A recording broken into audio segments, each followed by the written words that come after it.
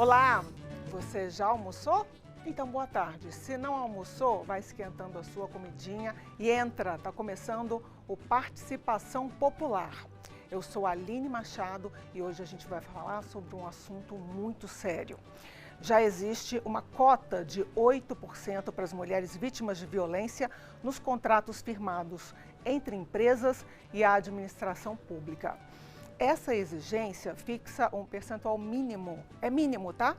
De mão de obra formada por mulheres vítimas de violência, incluindo trans e travestis. Claro, é inegavelmente uma cota que representa avanço na luta contra a violência de gênero e a discriminação no trabalho. O Anuário de Segurança Pública aponta que uma mulher é morta a cada 6 horas no Brasil. Você já percebeu? O programa de hoje trata de feminicídio. Pode nos acompanhar, mande perguntas que eu leio aqui. O número de WhatsApp está aparecendo agora na sua telinha. Nós temos as nossas queridas repórteres que vão entrar ao vivo durante todo o programa e aqui no estúdio, nossas especialistas no tema. Antônia Carneiro, defensora pública e chefe do Núcleo de Promoção e Defesa das Mulheres, e Tessa Guimarães, psicóloga e presidente do Conselho Regional de Psicologia. Sejam muito bem-vindas ao Participação Popular. Quero pedir licença para chamar uma arte na tela sobre os números de feminicídio e tentativa de feminicídio, de 2019 até o número mais recente, que é 2022. A gente vê como em 2021 houve um avanço significativo dessas estatísticas. É um crime grave e é um crime que foi definido, pelo menos em termos de leis, muito recentemente. O que quer dizer feminicídio? Por favor, Boa doutora. tarde, Aline. Muito obrigada pelo convite e por participar desse debate.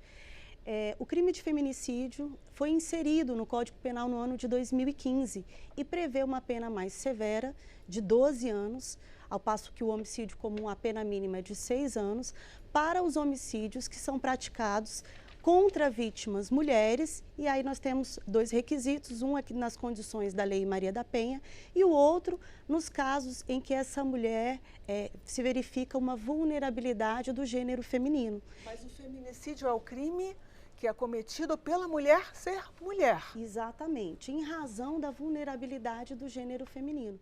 Porque existe uma vulnerabilidade histórica, uma vulnerabilidade que é construída socialmente e quando se verifica essa situação e a vítima é uma mulher, aplica-se então o Código Penal, imputa-se o feminicídio que tem uma pena inicial mínima de 12 anos, que é o dobro de um homicídio comum.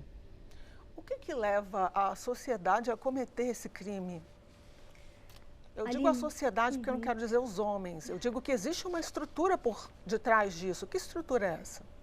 É verdade, Aline. Boa tarde. Obrigada à TV Câmara pelo convite e a oportunidade de dialogar sobre esse tema flagrante, absolutamente relevante para nós mulheres brasileiras, né?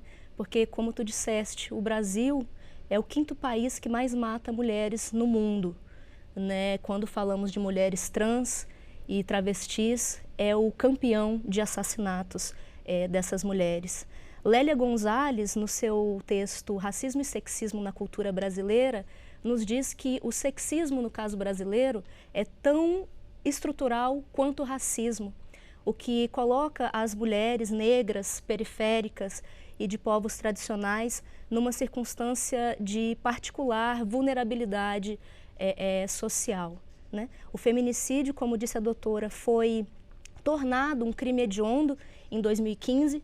Foi inclusive a presidenta Dilma Rousseff, a única presidenta da República Federativa Brasileira mulher, né? Foi a presidenta Dilma que sancionou essa lei em 2015, elevando o feminicídio a um crime hediondo. E tu tens razão, o feminicídio se caracteriza pelo assassinato de mulheres por serem mulheres, pela sua condição de gênero. Vamos chamar então a repórter Daniela André, que está na rodoviária do Plano Piloto, parte central de Brasília. Daniela, o que você tem por aí? Boa tarde. Boa tarde, Aline. Olá, Tessa, Antônia. Obrigada pela presença aí no Participação Popular.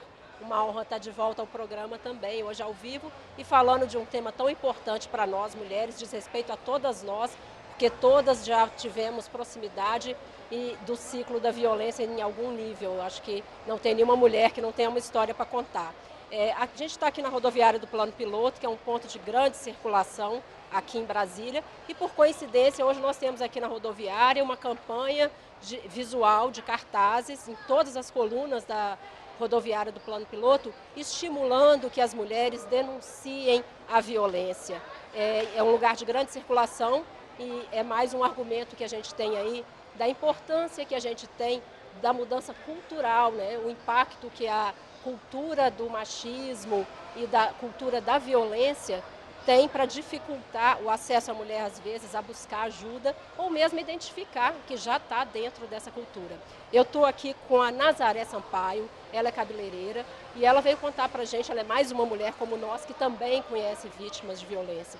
E ela veio contar para nós aqui a história da irmã dela. Olá, Nazaré, bem-vinda ao Participação Popular.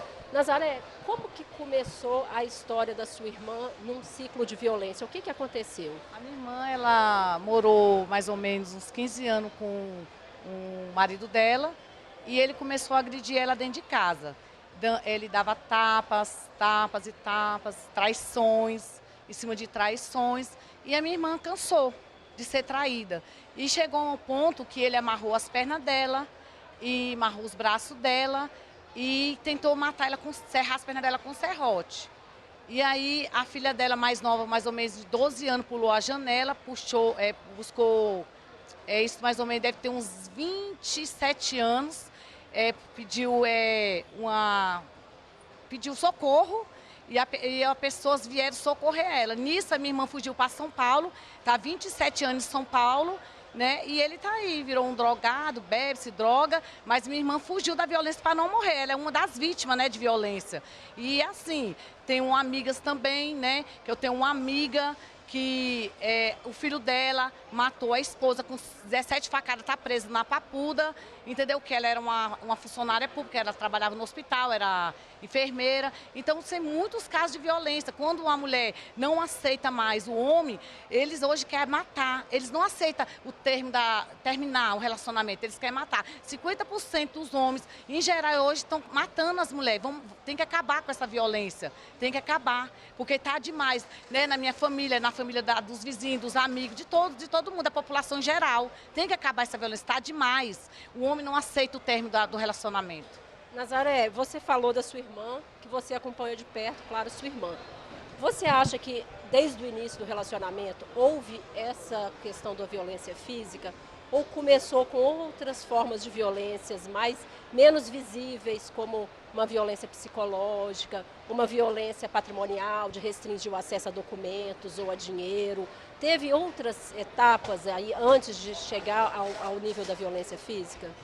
Não. Foi muito ciúmes. Todo dia ele botava de que ela tinha homem, que ela estava traindo ele, que ela estava com outro. E não tinha nada disso. Ela saía de manhã, chegava de noite trabalhando e ele dizendo que ela estava traindo ele. E ela não estava traindo ele. Era só mesmo muito ciúme. Era aquele ciúme obcecado em cima dela. Muito ciúme. Ciúme demais. Você contou que ela ficou casada há 15 anos, né? O que você acha que dificultou a ela conseguir visualizar que ela estava num ambiente de violência doméstica, que ela era uma vítima de violência doméstica? Você acha que é pelo fato de ter acontecido há mais anos e ela não tem informação? Ou a coisa de gostar e a pessoa conseguir manipular ela? Por que você acha que ela ficou tanto tempo num relacionamento dessa forma? Amor demais, muito amor. Ela amava ele demais a ponto de aguentar tudo isso. Muito amor. E a família tinha conhecimento? Não, ela só contou pra gente quando aconteceu essa situação dele tentar matar ela, né? Que ele ia matar ela, o jeito que ele fez, ele ia matar ela. E tanto que a gente ficou com tanto medo que a gente pediu ela para ir embora de Brasília. E ele, no caso, o agressor, nesse momento, ela teve uma certa punição de se afastar da família, ter que ir para fora de Brasília. E para o agressor, nada aconteceu, né? Nada aconteceu com ele, nada. Ele tá aí, vivendo a vida dele normal. Normal. Você acha que o fato de ver esses casos em que não há punição acaba desestimulando também a mulher, às vezes, a denunciar? A minha irmã não teve coragem de denunciar. Ela não teve, ela entregou para Deus. Ela falou, a justiça seja de Deus. E é isso, ela quis só fugir e viver em paz. Ela não quis denunciar ele, ela quis viver em paz. A vida dela, ela está vivendo muito bem, feliz hoje, em paz. Que bom que ela está bem, superou esse momento difícil. Agora, que conselho você dá para as mulheres? Você sabe, se você cruzar com uma pessoa que está sendo vítima de violência, você sabe indicar para ela o que ela deve fazer, quem ela deve procurar, por onde começar a buscar ajuda? Ela tem que ir na delegacia da mulher, né? E arrumar uma psicóloga, conversar, né? Porque viver sendo agredida, isso não é bom para nenhuma de nós mulheres, né? A gente tem que ser livre. Se a gente não quer mais o companheiro, não aceita ser agredida, a gente tem que correr atrás dos nossos direitos, né? Para ter paz e ser feliz. Toda mulher tem que ter paz e ser feliz. Toda mulher, ela tem que procurar o melhor para ela, não ser infeliz. Porque qual é a mulher que é feliz sendo agredida dentro de casa? Pelo companheiro? Nenhuma. É verdade, Soraya. Nazaré, desculpa. Muito obrigada pela participação aqui no Participação Popular. Fica aqui mais um pouquinho com a gente.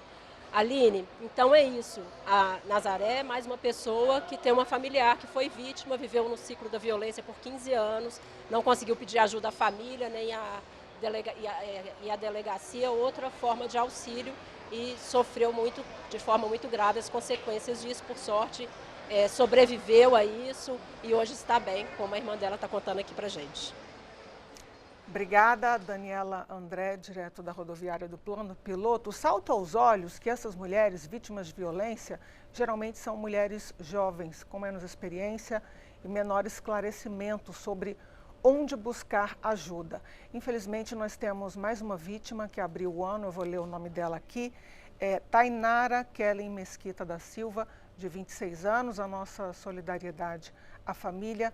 Ela foi morta ontem com 16 disparos e eu não quero usar o nome suspeito. As matérias geralmente usam o nome suspeito, mas todos já sabem quem cometeu o crime. O crime foi cometido em frente ao salão de beleza onde ela trabalhava e foi uma arapuca. Ele mesmo se fingiu de outra pessoa, marcou um encontro fingindo que queria um serviço em frente ao salão e ela morreu com 16 disparos. O nome dele é Wesley Dene da Silva Melo e ele está foragido. Esses crimes são crimes de ódio, porque a gente vê notícias de 20 facadas, 30 facadas, 16 tiros. O que está por detrás disso? A sensação estimulada pelo patriarcado de que os homens possuem os nossos corpos e as nossas vidas, né? Da mesma forma como as elites supõem ter domínio sobre os corpos da classe trabalhadora, da mesma forma como a branquitude supõe a sua superioridade sobre as pessoas negras, os homens também são socializados e subjetivados num contexto que os estimula diuturnamente, desde a sua infância, a estabelecerem conosco uma relação instrumental, onde as mulheres servem aos homens. Infelizmente, na contemporaneidade, isso segue tão vivo quanto nos tempos antigos. E como a gente disse antes, o Brasil é um palco privilegiado dessa desigualdade de gênero. Está como pano de fundo, e a gente precisa tratar isso nos meios de comunicação, primeiro, que o machismo estrutural existe. A gente tem que reconhecer que existe uma desigualdade de gênero.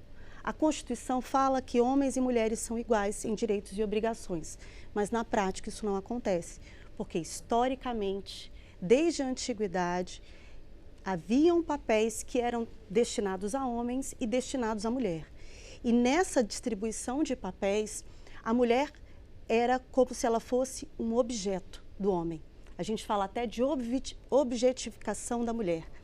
E é nessa relação, nessa compreensão de que a mulher é um objeto e não um sujeito, que é a causa maior dos feminicídios. Ela disse, inclusive, aqui no Distrito Federal, a maior causa do feminicídio é o ciúme. E, em segundo lugar, a não aceitação do término do relacionamento. O que é isso? Significa que o autor do fato, o agressor, ele entende que aquela mulher não é dona de si mesma, mas ele é dono dela, ela é uma posse dele.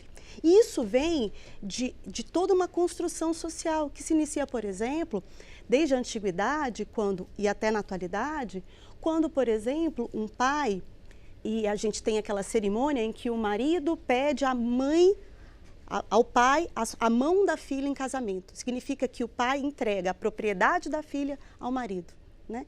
E isso tem que ser questionado. Por quê? Porque esse sentimento de posse não deve vigorar. A mulher é um sujeito, ela tem os seus próprios direitos. E sujeito não pertence a ninguém, sujeito pertence a si mesmo. E uma observação importante. É importante, e aqui eu trago o caso da Nazaré, que nossas mulheres se compreendem, ou seja, ela tem muito amor e a nossa sociedade forja na mulher também esse amor, esse sentimento de subalternidade que nós não devemos acatar, que esse amor demais não pode representar em nenhum momento a renúncia aos seus próprios direitos, a renúncia à sua própria segurança, a renúncia à sua liberdade.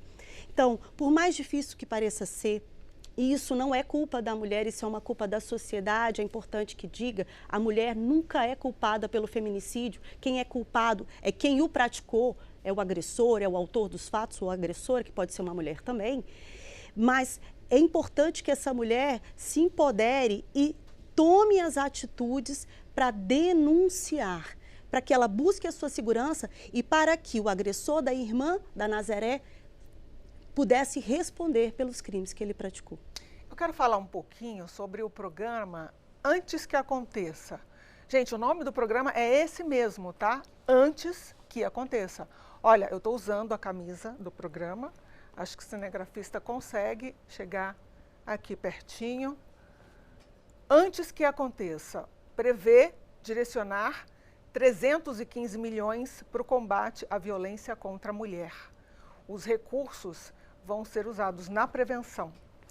Antes que Aconteça, também separa recursos para a implementação de mais espaços, como a Sala Lilás nas delegacias comuns, exatamente para que as vítimas de violência doméstica tenham atendimento especializado, ainda que morem em cidades que não possuem delegacias da mulher. Acredite, existem cidades que não possuem delegacias para atender, especialmente mulheres.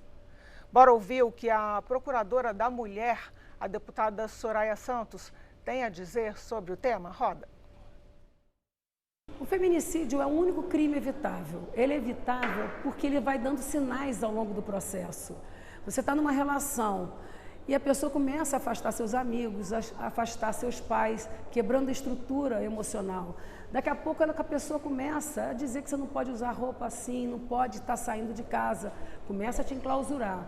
Depois ele vai dando outro sinal, ele dá o primeiro tapa e depois pede perdão, diz que nunca mais vai fazer. E essa violência vai se agravando. E a gente tem que lembrar que o Brasil é o 5º país no mundo que mais bate mulher. Nós lançamos um programa chamado Antes que Aconteça, para chamar a atenção do Brasil que feminicídio pode não acontecer. Neste programa, que vai trabalhar em parceria com vários ministérios para fortalecer, desde a delegacia, desde as campanhas de prevenção, desde a tecnologia para monitoramento do agressor. Nós temos hoje tecnologia que a gente precisa aplicar para evitar. Nenhum lugar do mundo consegue ajudar uma mulher que tem medida protetiva na hora que aconteça. Então a gente precisa usar a tecnologia de monitoramento, seja por aplicativo de celular. Aí sim, nós estamos falando de evitar o feminicídio. Portanto, nós temos que lembrar, feminicídio pode não acontecer se as mulheres e os homens desse país se envolverem e não permitir tanta violência doméstica. Lembrando que você pode buscar ajuda e denunciar. Numa situação de emergência, diz que o 190 da Polícia Militar. Já em caso de violação dos direitos da mulher, a vítima ou qualquer pessoa pode pedir ajuda na central de atendimento pelo número 180 ou pelo WhatsApp, que aparece na sua tela agora. Repórter Daniela André de novo, lá na rodoviária. Dani, quais são as novidades por aí? Oi, Aline. Então, hoje nós estamos falando sobre esse tema e como não podia deixar de ser diferente, nossa equipe é majoritariamente feminina. Nossas convidadas, eu, você, a repórter Vânia Alves, que ainda vai chegar para se juntar a nós. Mas aqui agora na rodoviária a gente vai ouvir um homem para ele falar da percepção dele desses casos de violência doméstica. É o Antônio Silvinez, ele é carreteiro. Antônio, como homem, por que você acha que ainda existe tantas agressões às mulheres? Bom, meus amigos, eu sou homem. As pessoas, as mulheres são sensíveis. Não pode mexer, meus amigos. Não faz isso com as mulheres. As mulheres são as pessoas que a gente tem que cuidar. Nós homens temos que cuidar delas. Você conhece algum caso, algum conhecido seu que fez alguma agressão de algum tipo contra a mulher? Você assistiu algum episódio desse? Como que você viu isso? Ó, minha amiga, eu vi uma vez, mas eu não deixei não. Eu fiquei muito mal, porque a gente não pode fazer isso. Nós homens temos que proteger as mulheres. Você falou que tem 2 filhas. Você conversa com elas sobre esse tema? Você tem possibilidade de orientá-las para elas identificarem e não estarem assim expostas a algum agressor, conseguirem identificar desde o início um comportamento, vamos dizer, abusivo que possa evitar que elas sejam vítimas no futuro? Ó, a minha mais velha, eu aviso ela. Eu já avisei já, não mexe com qualquer um. Tem que ser as pessoas honestas, nós somos honestos, nós temos que pegar e ajudar as mulheres, porque as mulheres são as coisas sensíveis. É isso, Aline. Então, o Antônio está aqui engajado em orientar as filhas e defender as mulheres para que essas violências não se repitam.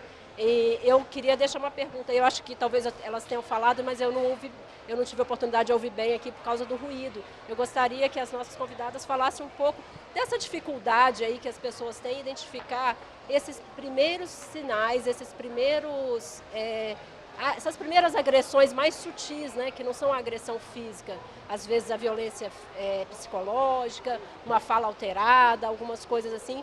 Por que as mulheres têm tanta dificuldade em saber que isso já é o início da agressão? Sim, obrigada, Daniela. A gente volta daqui a pouquinho com você novamente. Quais são os sinais não óbvios que está escalando para uma tentativa de feminicídio? Essa informação é extremamente importante. Primeiro, aqui no Distrito Federal, por exemplo, no ano passado, 78% dos casos de feminicídio, a mulher nunca havia registrado ocorrência anterior, mas em 75%, elas já haviam sofrido violência e nunca tinham denunciado, nunca tinham registrado ocorrência. Então, o que é importante? Isso que a repórter falou, identificar os primeiros sinais de violência e denunciar e buscar proteção. Nós temos, segundo a Lei Maria da Penha, 5 tipos de violência. A violência física, todos conhecemos. Violência sexual, estupro, ter relação sexual não consentida, também conhecemos. Mas existem violências que não são conhecidas e que, inclusive, são crimes. A primeira dela, a violência psicológica. E que sinais ela tem? Humilhação, humilhar a mulher, constranger, isolar dos familiares. Sabe aquele homem que não deixa a mulher visitar a família, que não deixa a mulher ter amigos? Isso é uma forma de violência psicológica, constrangimentos, humilhações. E ainda temos a violência patrimonial e a violência moral. Violência patrimonial, aquela mulher que não consegue, que o marido pega o salário dela todo e se apropria dizendo que vai gerir, ou aquela mulher que não come o mínimo, que o homem, um clássico, às vezes ele pega o salário do mês, vai direto para o bar, gasta todo o salário e não ajuda a manter o mínimo existencial daquela mulher. Então, toda vez que a mulher verificar que ela está sendo humilhada, constrangida, isolada, ciúme excessivo, não deixa... ele quer pegar no celular, fica dizendo que ela está tendo outros relacionamentos, fica demonstrando sentimentos de posse em excessivo. Isso tudo configura violência psicológica, pode configurar violência patrimonial e culminar na mais grave, que seria a violência física. E, às vezes, os sinais, eles não são nada óbvios, né? Porque eles vêm camuflados de proteção e fofura. Por exemplo, no meu caso, não vou dizer o nome, meu ex-marido fazia questão de fazer o meu imposto de renda e de cuidar de todos os planos de gastos da casa, né? Você vai perdendo contato com o seu próprio dinheiro e como que ele é investido. E agora a gente sabe disso por causa de um caso que ganhou todas as manchetes, que foi o caso da apresentadora Ana Hickman. Então, a violência patrimonial, ela também está inserida nesse rol de violências que podem culminar no assassinato da mulher, não é? Sem dúvida, Aline. E é justamente pela dificuldade que nós temos de ler com acurácia, com precisão esses sinais, que a escuta qualificada das mulheres é fundamental.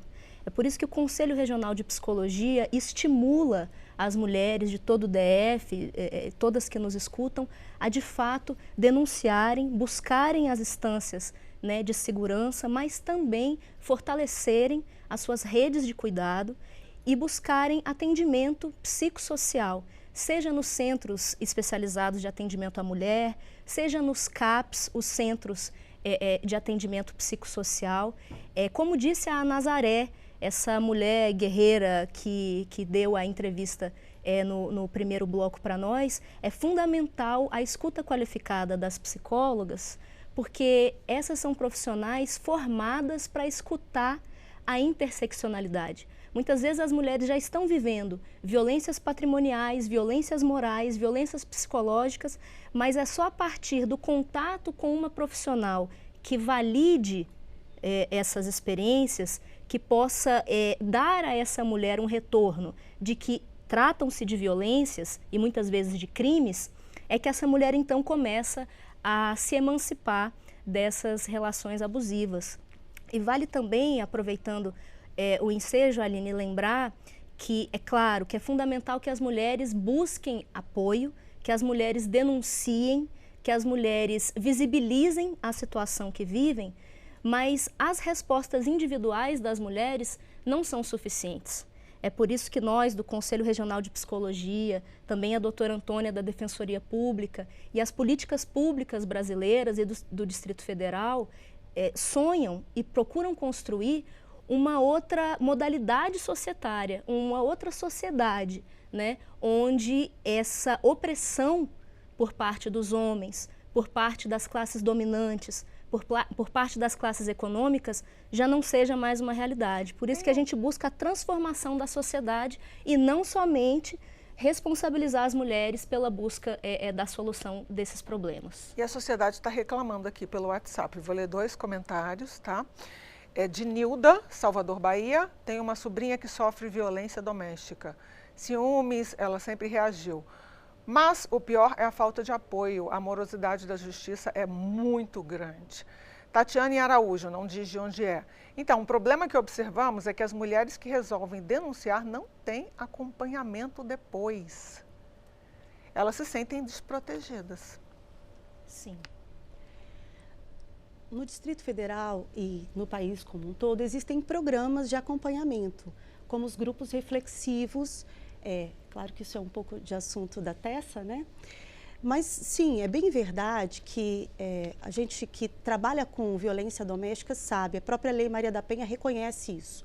O enfrentamento à violência contra a mulher não demanda só uma atuação do Poder Judiciário, mas uma atuação que visa todas as instâncias, inclusive de empoderamento da mulher, para que ela consiga romper o ciclo da violência. E para isso não basta a atuação da polícia, não basta a atuação do Poder Judiciário. É importante que ela tenha um acompanhamento, especialmente acerca das noções do ciclo da violência, para que ela possa, né, romper esse ciclo. E, de fato, sim, é muito importante que ela conheça, mas sabemos também, aqui no Distrito Federal tivemos uma CPI sobre isso, que uma das recomendações, por exemplo, foi o fortalecimento dos CEPAVs, que são centros de atendimento às mulheres vítimas de violência, seja sexual e vítimas de violência doméstica, que visam criar esses grupos reflexivos para que ela tenha para além da resposta penal, todo um acompanhamento que vise a sua saúde mental, o seu empoderamento e o rompimento do ciclo da violência doméstica. Sim, nós temos profissionais, a gente pode falar com um pouco mais de propriedade aqui do Distrito Federal, mas nós sabemos que nessa área nós temos profissionais muito apaixonados, muito vinculados à causa da proteção da violência contra a mulher. Mas, de fato, falta vontade política, falta investimento em capacitação continuada desses profissionais, falta mais recurso para mais contratações pelo Estado desses profissionais. Mas também não podemos dizer, Aline, que haja uma vacância total por parte do Estado nesse tema, né? Nós temos diversos programas e aparelhos para acolhimento dessas mulheres, tanto no sistema judiciário, quanto nas secretarias estaduais de saúde, quanto nas secretarias públicas. Nós temos, por exemplo, uma relativa novidade por parte da segurança pública aqui do DF, que é um dispositivo de monitoramento da mulher, onde ela, o aparelho, né, a política pública recebe o mandado judicial e aí entrega para a mulher um aparelho, uma espécie de celular, onde ela tem o botão de pânico que ela aciona imediatamente a polícia. Também há essa recente novidade de um dispositivo que é colocado, né, no tornozelo do homem, uma tornozeleira eletrônica, e a mulher fica com o seu aparelho.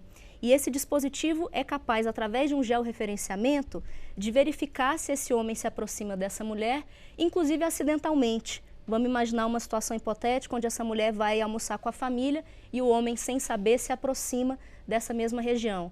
Então, a polícia tem a capacidade de monitorar 24 horas por dia. Assim que esse homem entra no raio mínimo de aproximação a essa mulher, a polícia é acionada, os dispositivos dos dois tocam e a polícia tem, inclusive, condições de entrar em contato com esse homem e oferecer uma rota de saída onde ele não esbarra com essa mulher. Então, nós temos tido cuidado quando no diálogo com a comunicação, em veículos de comunicação, como é o caso hoje aqui na TV Câmara, nós temos tido cuidado de dizer às mulheres que mesmo com as dificuldades das nossas políticas públicas, mesmo com o déficit de profissionais, muitas vezes, nas nossas políticas, que não deixem de denunciar, que não deixem de procurar ajuda, que não deixem de engajar a sua rede de proteção, a sua família, os seus amigos, que não deixem de visibilizar o problema, porque mesmo com as dificuldades que a gente sabe que as nossas políticas públicas no Brasil enfrentam, vamos lá chamar a nossa repórter. Daqui a pouco eu volto para o estúdio, nossa querida Vânia Alves, que foi longe, lá perto de Águas Lindas, ela está no RK Shopping. Oi, Vânia, o que você tem por aí? Boa tarde. Oi, Aline, tudo bem? Aline, nós estamos no JK Shopping, entre Taguatinga e Ceilândia. Ceilândia foi a região do Distrito Federal onde houve o maior aumento do número de feminicídios. E eu estava conversando aqui com a Ana Luísa, e ela nos contou, como quase todas as mulheres, ela conhece um caso de violência contra a mulher. Ana Luísa, o que aconteceu? Eu tenho uma conhecida, né, que ela mora próximo a mim e ela vem tendo um relacionamento abusivo há mais ou menos uns 5 anos. E ela tem ciência que o relacionamento é abusivo, tanto psicologicamente como fisicamente. Né? Inclusive ela já veio a denunciar, entrou com medida protetiva, porém o agressor ele tem um poder de manipulação tão grande que ele sempre consegue reverter a situação, inclusive de fazer ela retirar a medida. Então, quer dizer, as autoridades não conseguem fazer nada. As pessoas que estão em volta falam para ela que ela tem que tomar algum... Vânia, o nosso programa congelou, voltou. Mas é uma situação de dependência emocional tão grande que ela não consegue sair daquilo e quando consegue, ela sempre retorna. E por que você acha que isso acontece? Por que você acha que a mulher se submete a passar por essa situação de violência? Eu acho que devido à manipulação que ele faz na cabeça dela, ela se sente incapaz de seguir a vida sem ele, de conhecer uma outra pessoa, de se desenvolver, né? E de seguir a vida só. Acredita que vai ficar só. Ela depende, em alguma medida, dele? Não emocionalmente, que a gente já viu que depende. Economicamente, tem alguma dependência? Não tem. Não tem dependência financeira, diferente de muitos casos que nós vemos, né? É pura dependência emocional. Isso, para quem está em volta, também é muito violento, né? É triste, porque todos os dias a gente espera uma notícia, né? Todos os dias a gente fica com aquela aflição e nunca sabe como vai ser o dia de amanhã. Ela tem filhos? Tem um, mas não é com ele. Oi? Ela tem um filho, mas não é com ele. Muito obrigada, Ana Luísa. Pois é, eu queria devolver essa pergunta, inclusive para responder para nós duas. Por que as mulheres se submetem a essa violência? Aline, é com vocês. Obrigada, Vânia. Daqui a pouco a gente volta aí. Então, por que elas se submetem? Acho que a gente falou um pouquinho, né, sobre a vulnerabilidade. Geralmente são mulheres muito jovens e esses crimes, eles acabam com a família, porque várias mulheres são mães. Eu tenho uma informação que eu queria, inclusive, confirmar com as duas para saber se esse auxílio financeiro ele está disponível aqui ou em todo o Brasil. O auxílio financeiro para amparar 352 órfãos do feminicídio já pode ser solicitado, hein? O programa é Acolher Eles e Elas. Deve pagar um salário mínimo para cada indivíduo com até 18 anos que perdeu a mãe pelo crime de feminicídio. As famílias que ficaram responsáveis pela guarda devem buscar a Secretaria da Mulher do Distrito Federal, no caso do DF. Como que ficam os outros estados? Aqui no Distrito Federal, só relembrando, porque como eu atuo no Distrito Federal, e nós estamos inclusive tentando fazer uma busca ativa desses órfãos, porque alguns órfãos a gente está divulgando nos meios de comunicação. Olha, se você conhece alguma criança que é órfã de feminicídio, pode procurar a Secretaria da Mulher. Tem alguns requisitos, uma renda per capita mínima de 25% do salário mínimo. Aqui no Distrito Federal já está regulamentado esse benefício, que é no valor de um salário mínimo para cada órfão.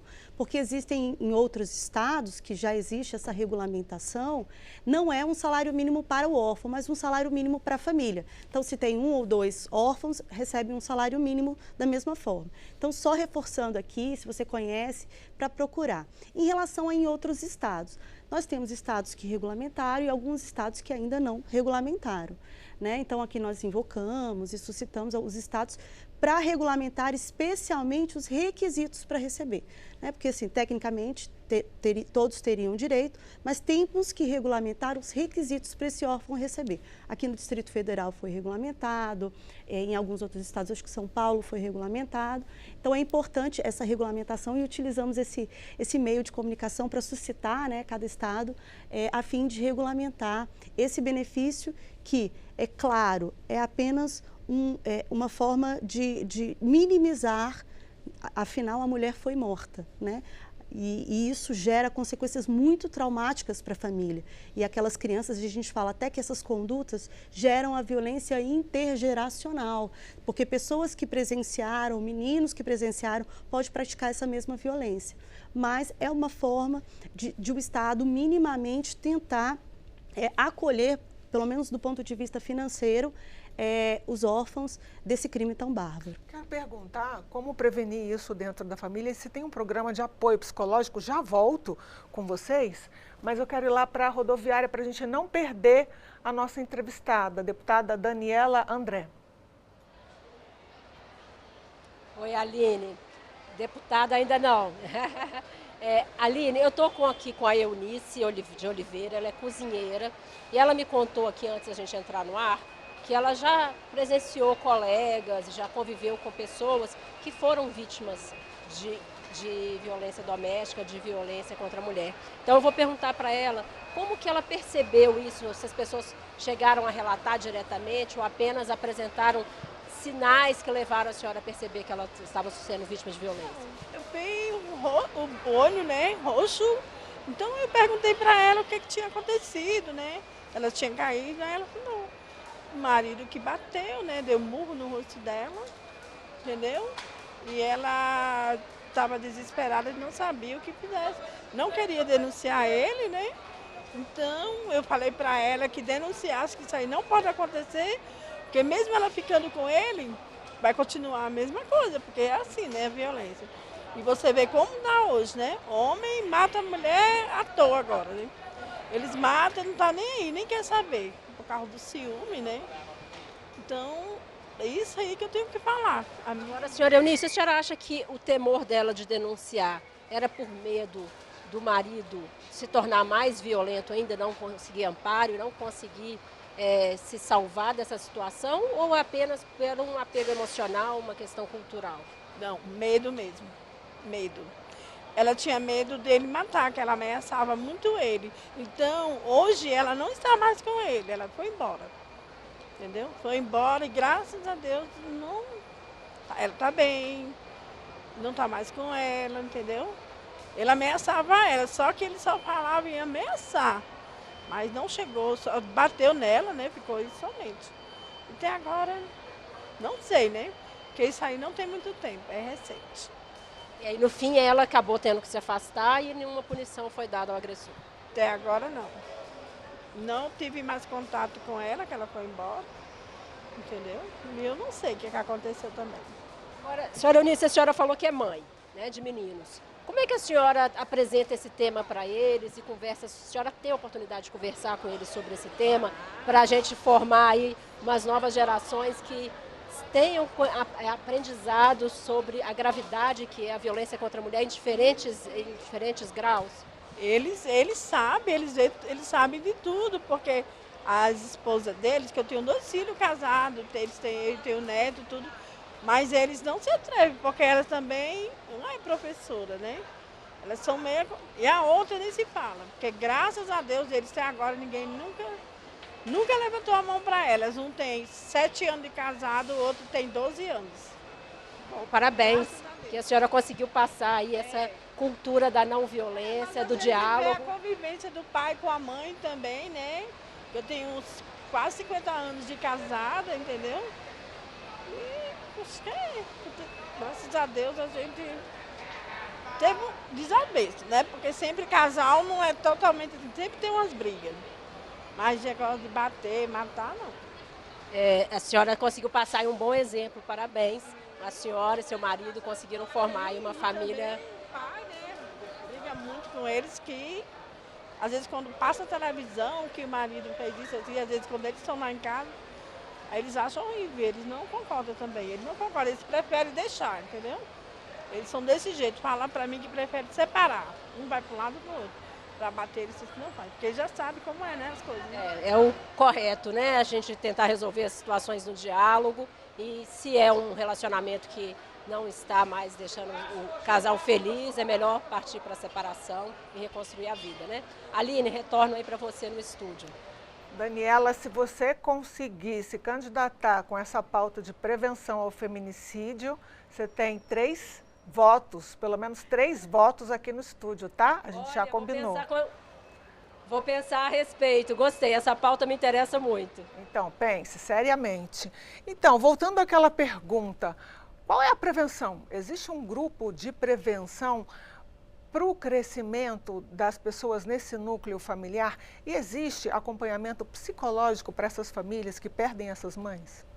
Sim, Aline. O atendimento psicossocial que é oferecido tanto pela Secretaria de Saúde, através do PAV Violeta, o PAV Alecrim, o PAV Caliandra, são programas que visam a esse olhar integral à família. Então, alguns desses programas atendem os ofensores, buscando uma reeducação de gênero, né? Outros programas são mais voltados às crianças e esse atendimento psicossocial, tanto realizado no judiciário, quanto por aparelhos da saúde, quanto por aparelhos da segurança, é fundamental para se oportunizar no interior das famílias a recuperação do diálogo e a conscientização da naturalização da violência. Os homens são judicialmente obrigados durante o acompanhamento daquele caso específico ou voluntariamente? Imagino que não. Como que é esse atendimento? Acho que eu vou contribuir, né, da parte jurídica.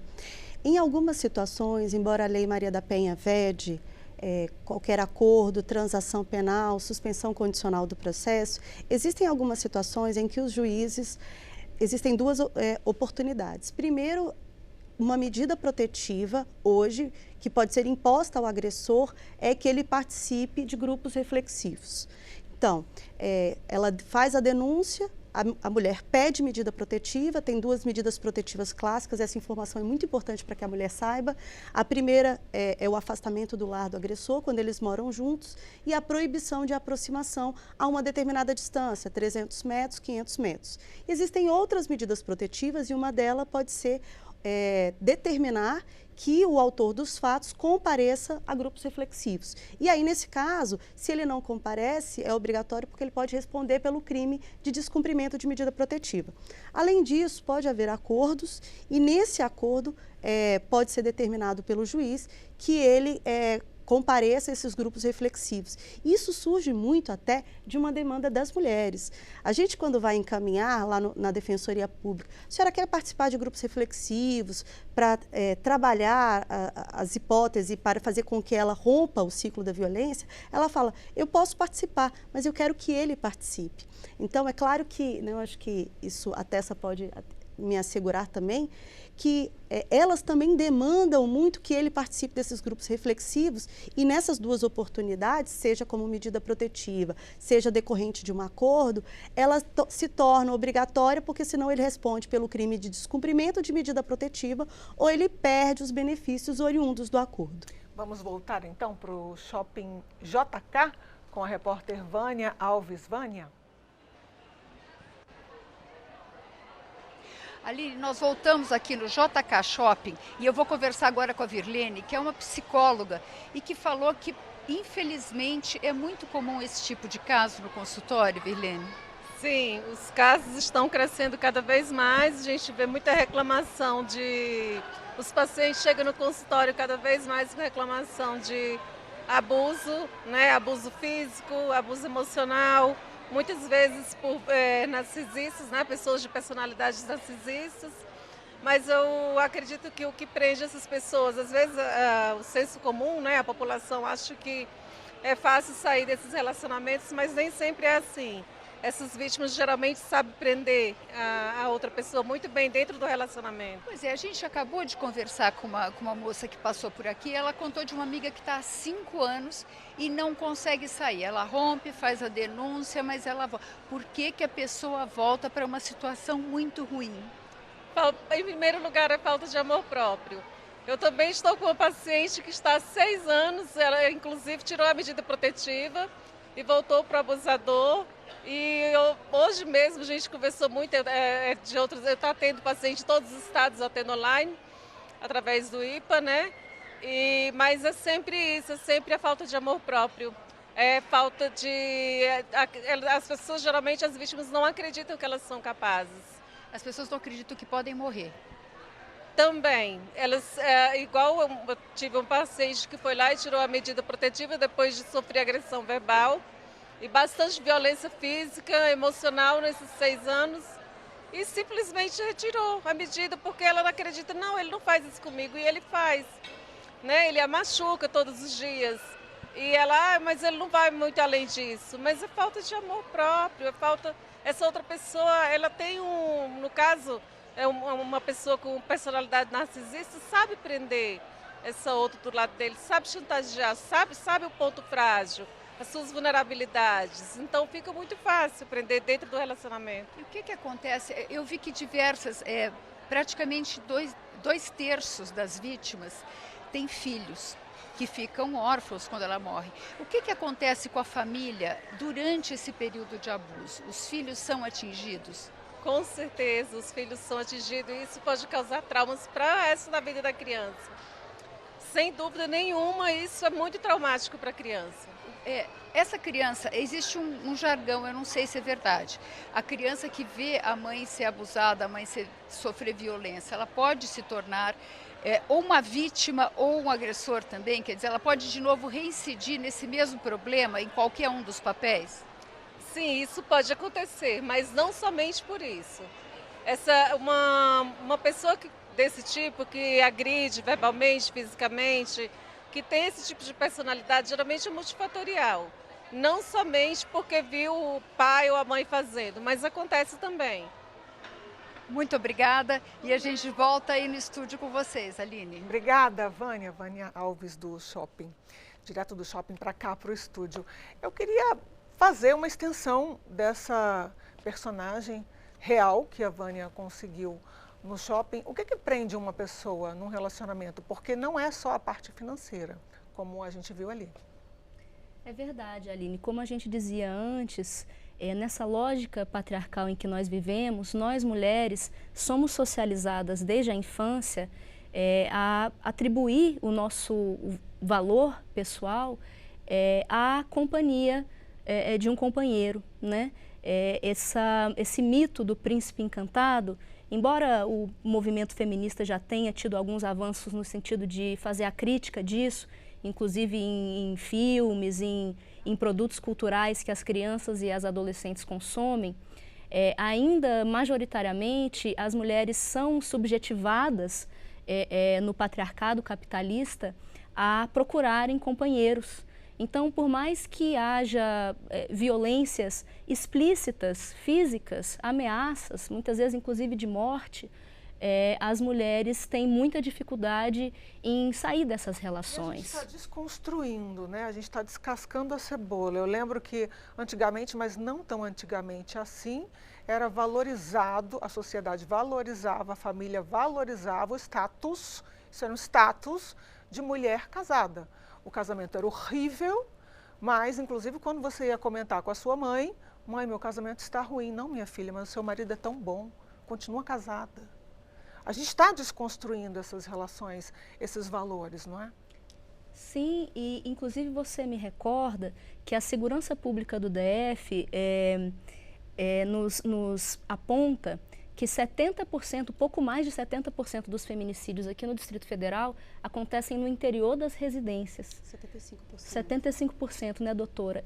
E outro dado também relevante é que 80% das mulheres que são assassinadas por feminicídio aqui no DF são mães, né? Como no caso da Tainara da Silva, jovem morta ontem, o Conselho Regional de Psicologia presta solidariedade aos familiares, aos amigos e principalmente à filha da Tainara, que assistiu à trágica morte da mãe na frente da filha, no seu local de trabalho, né? Inclusive, a lei que tipifica o feminicídio como crime hediondo prevê que haja um agravante, um agravamento de, salvo engano, até metade da pena para esses casos em que o ofensor comete o assassinato em frente aos filhos. Mas é como disse a nossa colega psicóloga, né? Isso deixa marcas indeléveis, não só pelo momento que a criança testemunha, que é obviamente traumático, mas principalmente pela perda daquela subjetividade paradigmática que é a mãe, em geral, em todas as nossas vidas. Já volto para a doutora, rapidinho, para a gente não perder a personagem. Nossas personagens, obviamente que personagem é um nome técnico do jornalismo, mas são personagens mais do que reais. Vânia, o que você tem para a gente aí? Então, Aline, nós temos uma mulher, Maria, ela trabalha com vítimas de violência, ela trabalha para tentar interromper esse ciclo pavoroso em que nós vivemos. Maria, como é que esse painel aqui no DF, a gente viu que o DF tomou a ponta no crescimento de número de feminicídios no país. É muito grave aqui. Sim, eu vejo a questão também da responsabilidade também do Estado, né? Tanto para educação, para trazer informação, né, para a população, porque essa população às vezes não sabe que está sofrendo violência, porque tem a questão verbal, né? Começa geralmente uma questão verbal, depois vem com essa questão da agressão física. E assim, é muito banalizado no nosso país, né, a violência contra a mulher. Eu vejo dessa forma. Agora, você falou em educação. Existe também vocês acham que deve ser feita uma campanha com os homens? Eu lembro que a ONU Mulher, um tempo atrás, fez uma campanha com os homens, para ver se também eles se conscientizavam dessa situação, né? Acho que com certeza, né? Eu estava falando com outra repórter, que é a questão, assim, de a gente começar na escola, também, trazer as famílias e orientar não só essa questão do homem, e também dessa mulher ter noção de reproduzir esse machismo sem querer, né? Desde criança, dessa questão da violência, do que o homem faz, do que a mulher faz. Acho que a gente tem que, para ter essa igualdade, tem que começar em casa também, essa educação, entendeu? Maria, a pergunta que eu estou fazendo para todo mundo, por que a mulher não sai desse ciclo de violência? Eu tenho uma resposta por ter morado sempre em periferia, né? Eu acho que, assim, tem a questão financeira e a dependência emocional. Então, quando você é dependente emocional, você nem percebe que aquilo é tão violento. Você acha que vai passar, que se você mudar de atitude vai melhorar, e não vai. E você acha que a gente é condicionado a isso desde pequena? Porque sempre tem um menino meio valentão na escola quando a gente é criança, né? Sim, eu acho que a gente vem reproduzindo esse patriarcado, né? Então, assim, a gente vem reproduzindo essas violências e naturalizando. Eu criei meus 2 filhos, os 2 estão na Universidade Federal do Goiás, em Goiânia, e eu criei os meus 2 filhos de pé de igualdade. Então, eu não vejo eles reproduzirem tantas violências como outras famílias, porque eu criei de igual para igual. Então, meu filho cozinha, minha filha cozinha, os 2 se cuidam, são adultos funcionais. Eu não criei com essa diferença de gênero, não criei. E eu não me arrependo, eu vejo que eles são pessoas muito mais acolhedoras com os demais. Gente, você infelizmente deve ter presenciado casos de feminicídio e de mães que deixaram filhos. Como é que ficam essas crianças que sabem que o pai matou a mãe ou que o companheiro da mãe, quer dizer, que visão elas vão ter do mundo? Pois é, infelizmente, ou elas acabam, né, ou vão para a questão dos abrigos, ou elas já crescem com essa revolta, muitas vezes, por não ter esse apoio psicológico, que é onde entra o Estado tem que apoiar essas famílias, né? E eu acho que dá para evitar, sim, dá para diminuir. E eu vejo hoje que a gente vem reproduzindo muito ódio, né, na sociedade. Tudo é odioso, briga no trânsito, briga em todos os lugares, com esse homem querendo ser, né, mostrar essa virilidade. Eu acho que não é por aí, não é assim que a gente demonstra o caráter, né? Então, você tocou num ponto muito importante, a questão, a criança, o pai mata a mãe morre e o pai vai para a cadeia. Essa criança, se a família não puder receber, ela vai para um abrigo. Isso, e ela indo para esse abrigo, ela vai ficar lá somente até os 18 anos, né? E depois ela vai para a rua. Ela não tem esse apoio do Estado depois. Isso é muito sério, é um problema seríssimo no nosso país também. Muito obrigada, Maria. E a gente volta no estúdio com a Aline. Obrigada, Vânia. Quer dizer, é o famoso, ali no comentário da resposta, é o jeito dele, né? Quer dizer, a gente normaliza a violência quando a gente vive muito tempo, quando a gente convive muito tempo com uma pessoa, seja violência doméstica, seja violência no ambiente de trabalho, e a gente fala, não, ele é assim mesmo, ele é chateado mesmo, ele está com problema, né? Então, o importante é não normalizar. Existem nomes. Antigamente, a gente não tinha nome para as coisas. Hoje, existem nomes. Assédio é assédio. Feminicídio é o último grau do assédio. Né? A senhora queria comentar? Eu vou depois para a repórter, mas faço questão de ouvir o seu comentário antes da gente ir para a rodoviária. Um dos aspectos mais importantes falados pela personagem é trabalhar a questão da prevenção. Isso foi tratado, de certa maneira, pela Tessa, quando ela disse que precisamos mudar essa realidade. Não queremos apenas penalizar os agressores, dar contribuições financeiras para os órfãos, reestruturar, sob um ponto de vista de um programa psicossocial, as famílias. Não queremos apenas isso. Queremos mudar essa realidade. E mudar essa realidade passa pela premissa, primeiro, de que o machismo estrutural existe e as questões de gênero estão presentes na sociedade, mas ao mesmo tempo em que se reconhece isso, gradativamente difundir nessa sociedade que não se pode normalizar a violência. Eu gostaria de relembrar, inclusive, que no ano de 2021 foi inserida na Lei de Diretrizes e Bases a obrigatoriedade do ensino para a prevenção da violência doméstica nas escolas. E essa lei reconhece, claro que precisamos implementá-la nos estados e nos municípios, inclusive aqui no Distrito Federal estamos discutindo a esse respeito, mas essa lei reconhece a importância de tratar da prevenção, de falar sobre esses papéis estruturais de gênero e mudar essa compreensão da naturalização da violência desde os primórdios, em meninos... Eu adorei o nome que ela usou, ela falou, eu crio adultos funcionais. Funcionais, isso tem a ver com os papéis, né? Eu lembro disso, aconteceu na minha família, minha mãe servia, o meu irmão, ele colocava a comida, colocava no prato, ao passo que as meninas faziam a comida e cada uma se servia. Então, o que é isso? São papéis que estão relacionados, inclusive, na filosofia, na sociologia, de que a mulher tem o papel da reprodução e de cuidar do lar, e o homem o papel da produção, de trabalhar fora. E esses papéis não existem mais hoje, estão sendo ressignificados, e o exemplo somos nós 3 mulheres aqui, trabalhando fora e sustentando nossas famílias. Viva! Amém. Vamos para a Daniela André, lá na rodoviária. Daniela?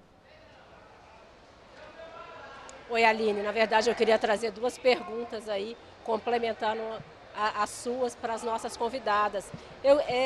A procuradora falou sobre essa normalização, a gente está falando sobre essa normalização, e a gente está falando do aumento da violência, mas até que ponto essa violência era tão normalizada e estava subnotificada, e como você falou, Aline, as coisas não tinham nome e agora tem.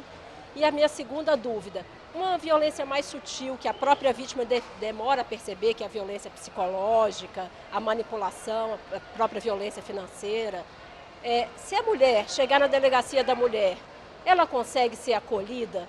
Existe preparo na Casa da Mulher, nas estruturas de acolhimento, para reconhecer e acolher essa fala da mulher que se sente vítima de abuso psicológico? Existe, inclusive, a Casa da Mulher... Duas dúvidas aí para as nossas convidadas. Obrigada, Daniela. Existe, inclusive, a Casa da Mulher brasileira, né, que a gente não mencionou até agora no programa. Enfim, fiquem à vontade as duas. Sim, Aline, é fundamental a gente considerar o que já foi dito pelas pessoas que foram entrevistadas aí nesses espaços públicos, que muitas vezes as mulheres, ao pedir ajuda, sofrem uma revitimização. Por que isso acontece? Ora, porque, por exemplo, não há vontade política em destinar investimentos à formação e à capacitação continuada das polícias e dos profissionais que estão na linha de frente, que estão nas trincheiras, fazendo o acolhimento dessas mulheres. É preciso que os governos estaduais, municipais, federais, destinem recursos para a continuação da formação e da qualificação de profissionais. Por exemplo, aqui no DF, no ano de 2023, nós tivemos um aumento exponencial dos casos registrados, né, dos casos oficiais de feminicídio. Quase que dobramos na comparação com 2022. Na passagem do ano, no momento em que estávamos ainda todos assim em clima de festa, nós tivemos esse assassinato brutal da circense, da palhaça, da viajante venezuelana Julieta, que nos envergonha a todos, mas ao mesmo tempo é revelador da circunstância bárbara que o Brasil ainda apresenta para as mulheres que transitam e que vivem no nosso país. Então, respondendo à nossa repórter, não se sabe se há um acréscimo de notificações ou se há de fato um acréscimo na violência concreta. Mas nós sabemos que nós viemos de um período tenebroso no Brasil para as mulheres, né, onde o chefe máximo do executivo se sentia no direito de dizer a uma deputada que não a estupraria por ela ser feia, de dizer sobre sua única filha que se tratava de uma fraquejada depois de 4 homens. Então nós passamos por um período de recrudescimento do machismo brasileiro. Nós passamos por um período em que os homens, em todos os lugares do Brasil, se armaram através de uma política armamentícia, né? Então nós sabemos que as mulheres morrem por feminicídio, principalmente por arma branca, mas também há um acréscimo na letalidade por armas de fogo, porque simplesmente os homens estão armados nessa espécie de exército paramilitar que foi formado no Brasil. Então é preciso mais dados, mais pesquisas, para que a gente possa saber ao certo se há um acréscimo por parte das mulheres, da sua busca por instâncias de segurança, ou se há de fato um acréscimo na violência. Mas... Posso dar a minha percepção individual? Sim. Eu antigamente saía de casa com a previsão do tempo. Hoje eu saio de casa pensando que roupa que eu vou usar. Eu saio de casa pensando que caminho que eu vou fazer, que horas eu vou voltar para casa, se esse caminho vai estar livre e iluminado quando eu voltar para casa, a hora que eu voltar para casa. Se eu volto de carro, se eu ando de carro de aplicativo, qual carro de aplicativo, a nota do motorista do carro do aplicativo, a vida ficou um inferno para a mulher. Eu gostaria de acrescentar, trazendo também os dados do Distrito Federal, né? No ano de 2023, no Brasil, houve uma leve diminuição dos casos de violência doméstica e de feminicídio, mas aqui no Distrito Federal, a gente está oscilando porque nós temos 34 registros, dos quais 30 confirmados e 4 ainda estão confirmando se foi ou não feminicídio. Confirmando-se os 34 feminicídios, é o dobro do número do ano passado. E trazendo essa reflexão, assim, claro que para dizer para o Brasil é uma informação muito relevante, mas trazendo no âmbito local. Isso é dito. Sim, as mulheres estão denunciando mais, as mulheres estão registrando mais ocorrências, e isso também não deixa de ser uma forma de reação das campanhas e até da atuação da mídia em relação a isso. Mas aqui no Distrito Federal houve um aumento de feminicídio, e nos feminicídios a subnotificação é quase zero, porque quando uma mulher morre, todo mundo sabe que ela morreu. Se uma mulher levou um tapa, se uma mulher sofreu violência psicológica, uma violência patrimonial, ela pode não denunciar, ela pode não registrar. Mas os feminicídios, a hipótese de subnotificação é muito rara. Então, aqui no Distrito Federal, o fato de haver um aumento dos feminicídios pode representar um indicativo de que estamos tendo, sim, um aumento aqui no Distrito Federal dos nossos casos de violência contra as mulheres. Bom, a gente está quase no finalzinho do programa e eu queria pedir um encerramento com a sensibilidade da eterna rainha Elza Soares. Ela canta Maria da Vila Matilde, ou 180, como ficou conhecida a música. Uma Maria, como tantas outras, marcada pela violência doméstica. E poderia ser eu, poderia ser uma das nossas convidadas, qualquer uma das nossas funcionárias que hoje exclusivamente fazemos o programa Participação Popular, somente com mulheres. Eu quero agradecer as duas convidadas aqui no estúdio, muito obrigada, eu aprendi muito. Quero agradecer às nossas queridas repórteres Vânia Alves e Daniela André e um abraço especial para vocês. Tchau! Cadê meu celular? Eu vou ligar pro 180, vou entregar teu nome e explicar meu endereço. Aqui você não entra mais, eu digo que não te conheço e jogo água fervendo se você se aventurar. Eu solto o cachorro e apontando pra você, eu grito pé. Eu quero ver você pular, você correr na frente dos vizinhos. Você vai se arrepender de levantar a mão pra mim. Cadê meu celular? Eu vou ligar pro 180, vou entregar...